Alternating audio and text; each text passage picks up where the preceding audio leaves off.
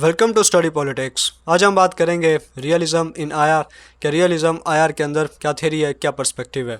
तो आज की इस वीडियो में हम इसकी जो मेजर अजम्पशन है, इसके जो core values, core ideas, core concept, उसको देखेंगे कि रियलिज़म आईआर के अंदर क्या है।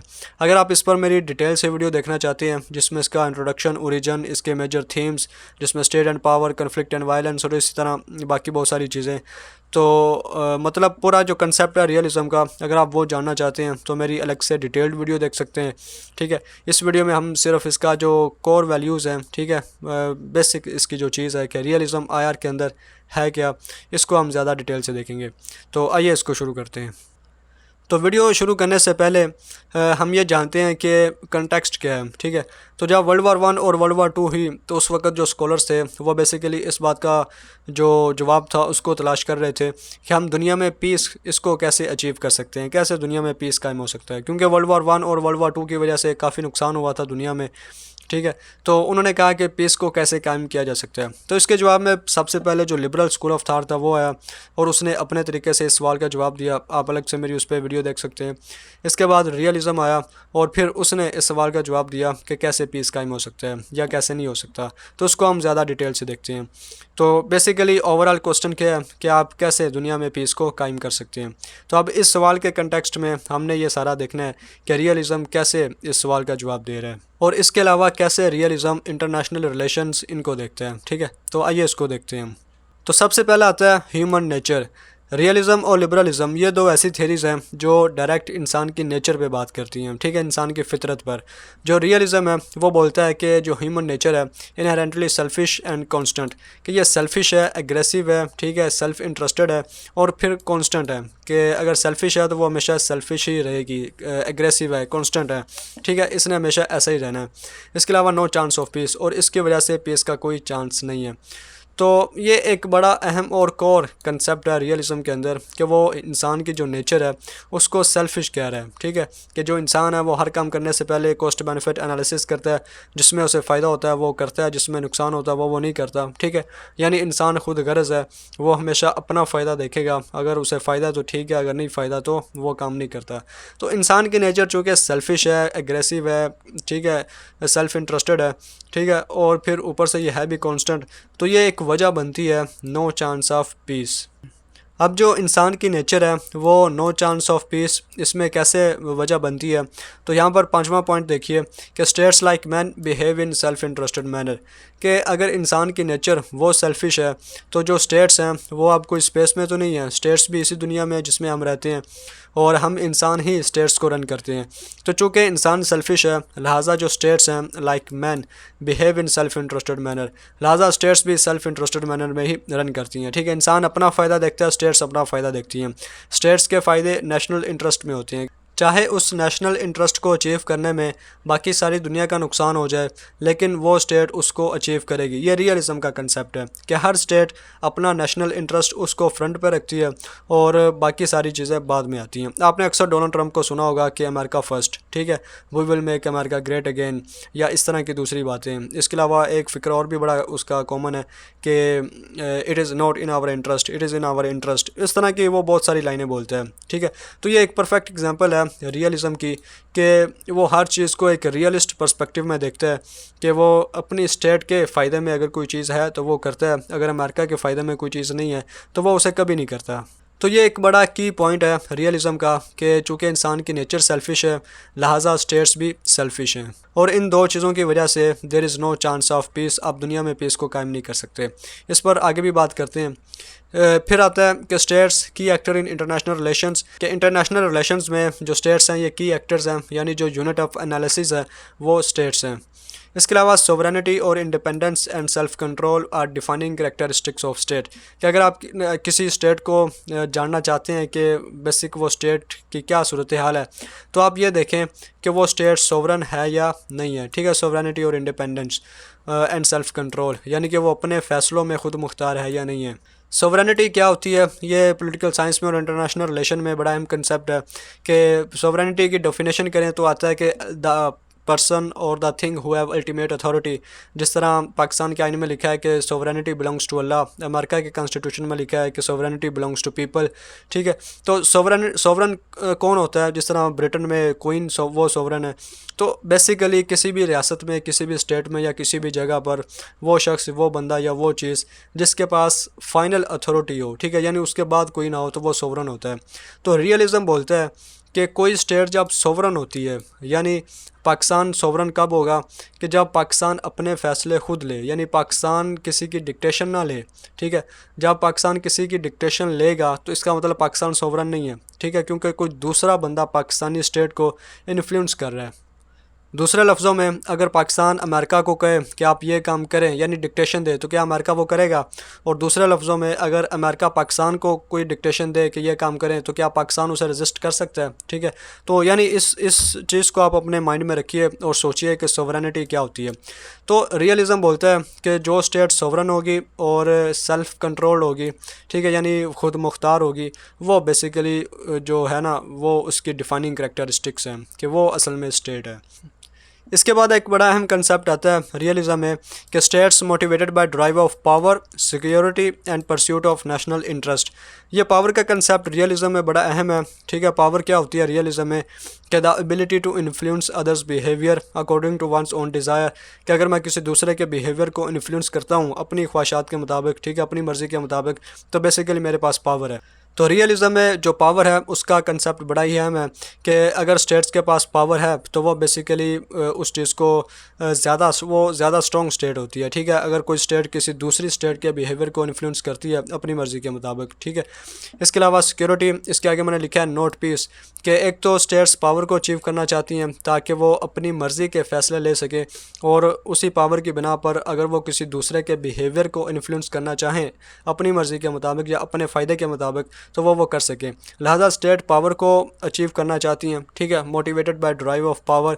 इसके अलावा सिक्योरिटी, इस पावर की वजह से सिक्योरिटी आएगी।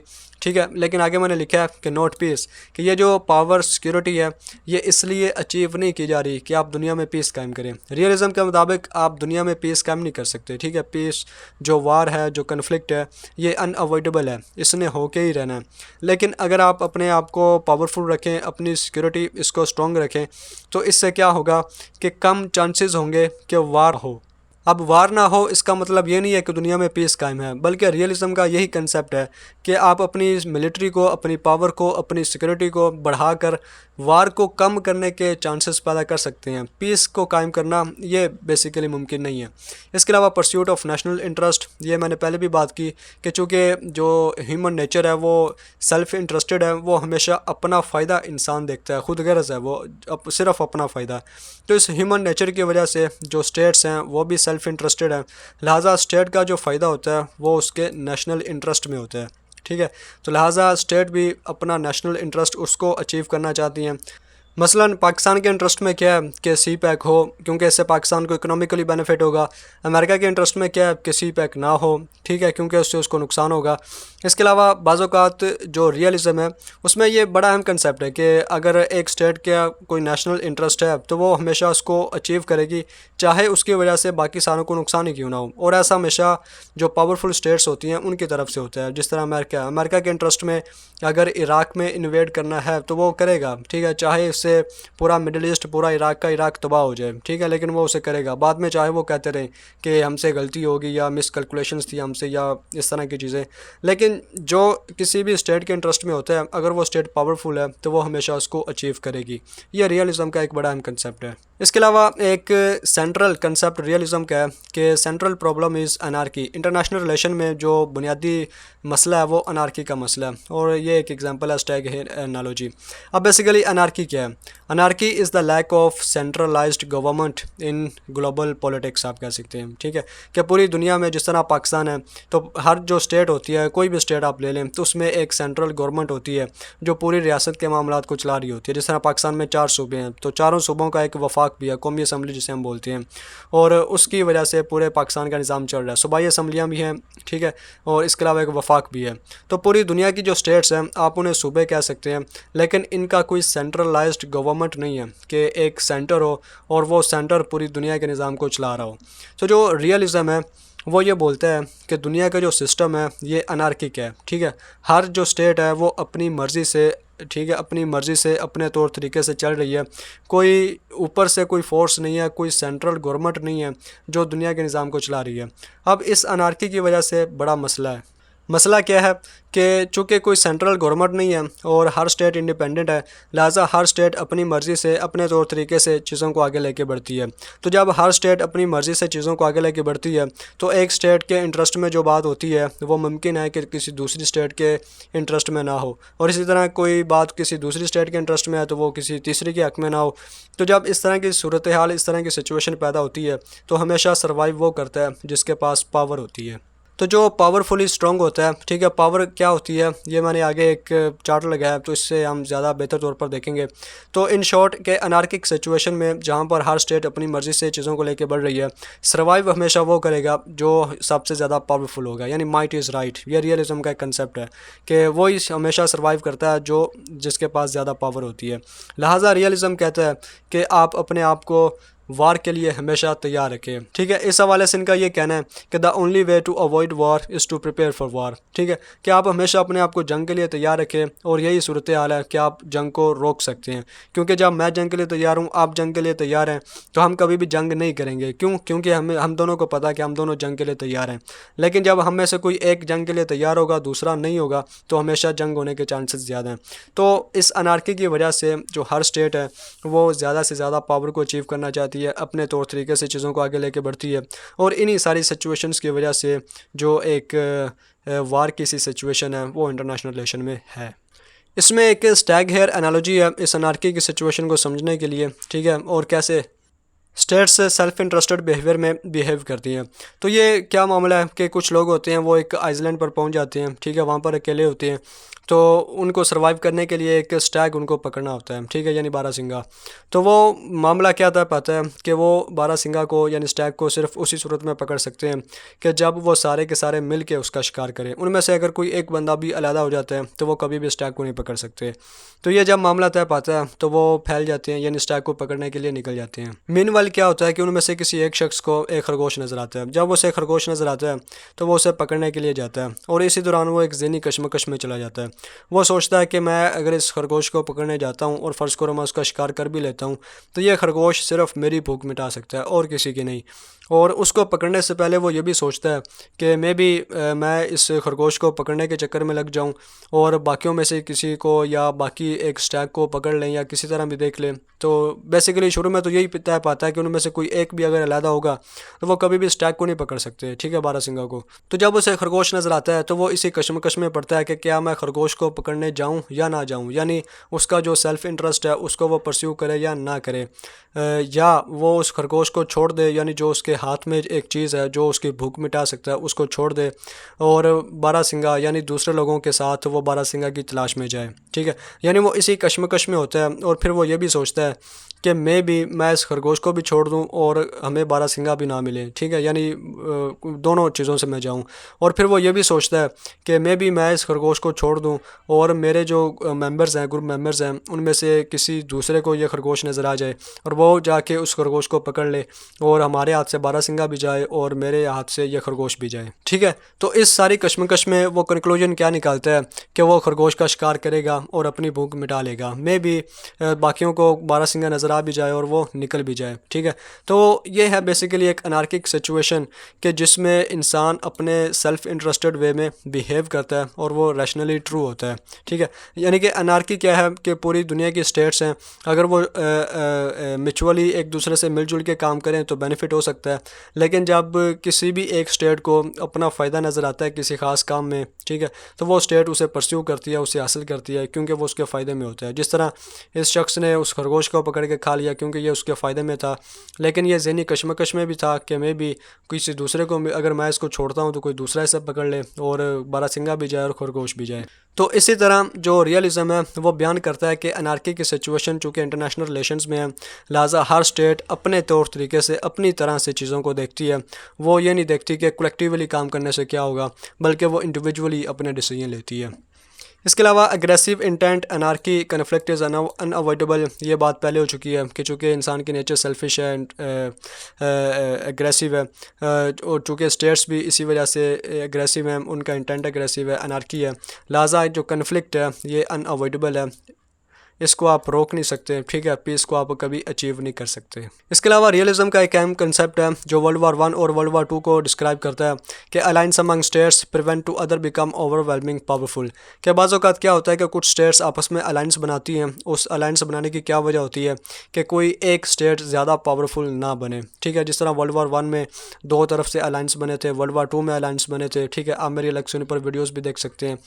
तो बेसिकली जो अलायंस होते हैं ये वार की निशानी होती हैं कि जब स्टेट्स अलायंस बनाती हैं आपस में तो वो हमेशा किसी ना किसी पावरफुल स्टेट के ख़िलाफ़ अलायंस बनाती हैं, और ये बैलेंस ऑफ पावर में भी कंसेप्ट आ जाता है कि जब कोई एक स्टेट बहुत ज़्यादा पावर को अचीव करती है, कि जब कोई एक स्टेट बहुत ज़्यादा पावर अचीव करती है तो उसको बैलेंस करने के लिए जो दूसरी स्टेट्स हैं वो आपस में जो अलायंस हैं उसको बना लेती हैं। इसमें हम नेटो की एग्जांपल भी ले सकते हैं, सेंटो की एग्जांपल भी ले सकते हैं, ठीक है। नेटो बना था सोवियत को कंटेन करने के लिए कि एक तरफ रशियन ब्लॉक था, ठीक है, सोवियत यूनियन, दूसरी तरफ अमेरिकन कैपिटलिज्म का ब्लॉक था।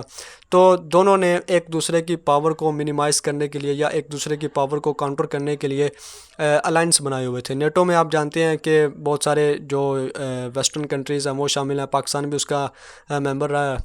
इसके अलावा रशियन ब्लॉक में बहुत सारे जो ईस्टर्न कंट्रीज़ हैं और कम्युनिस्ट कंट्रीज़ हैं वो रहे हैं।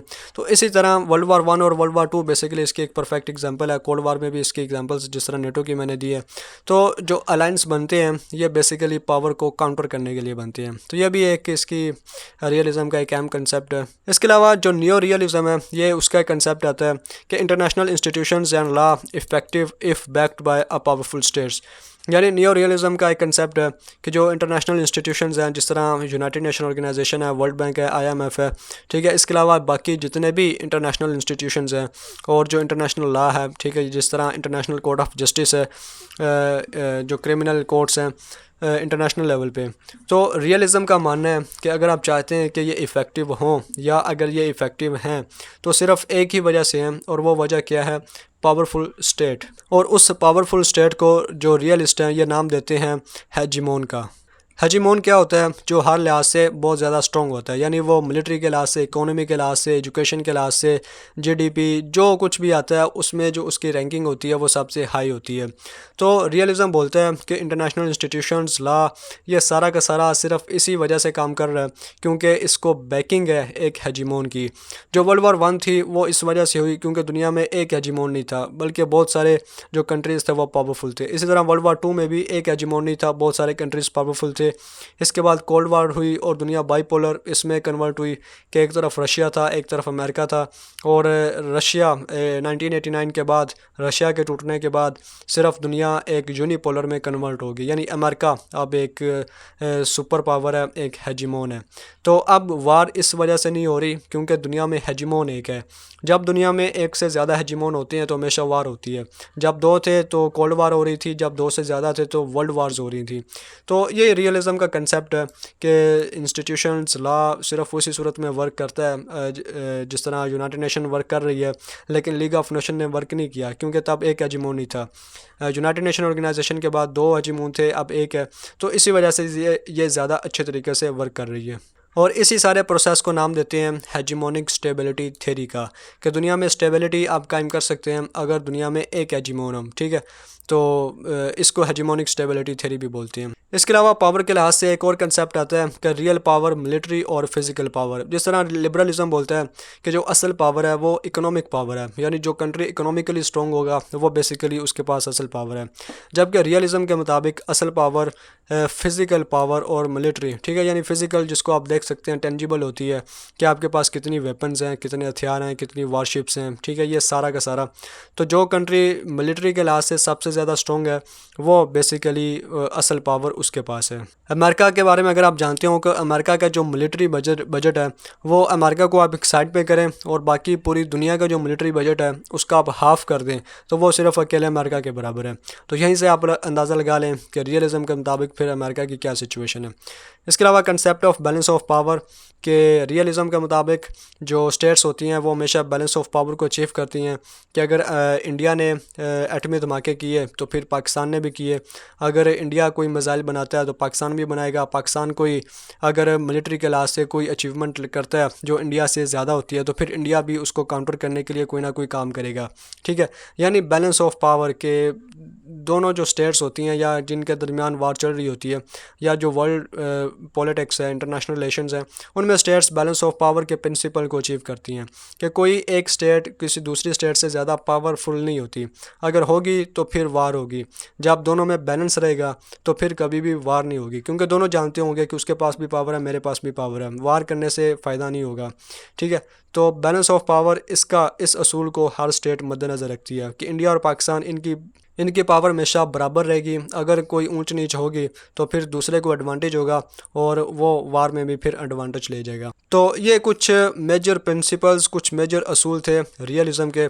अब इस चार्ट को आप देखिए, सबसे पहले नंबर पर अमेरिका आता है। इसकी आप जीडीपी देखिए, आप इसकी जीएनपी देखिए, आर्म्ड फोर्सेस जो स्टैंडिंग आर्मी है उसको देखें, active divisions, combat aircraft, principal surface, submarine, ठीक है, और न्यूक्लियर कैपेबिलिटी, और इसको आप कंपेयर करें बाकी सारी स्टेट से।